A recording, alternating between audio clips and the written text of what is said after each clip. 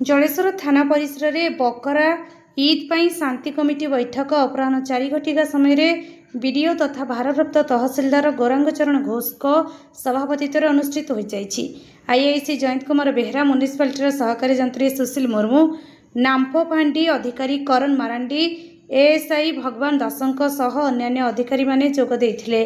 वकील संघर सभापति कुंजबिहारी दास, वरिष्ठ आईनजीवी सत्यसुंदर दास, गिरिजा शंकर दास, फरीद अहमद, काउंसिलर आवास अली, गोविंद साहू, समाजसेवी कमल चक्रवर्ती, राजीव परिड़ा, फाल्गुनी पाणिग्राही, बाजार कमिटी सभापति सुधीर महांती, मम्मी पंडा, राजीव पंडा प्रमुख जोगदे यही पर्व इब्राहिम भक्ति विश्वास एवं परमेश्वर को आज्ञा पालन करने को इच्छार स्मरण कराई थाए। यही पर्व बलिदान एवं आज्ञा पालनर प्रतीक अटे बोली वक्तव्य प्रदान करथिले। शेष में आईआईसी जयंत कुमार बेहरा शांति और श्रृंखलार सहित यही पर्व पालन करने को परामर्श देते।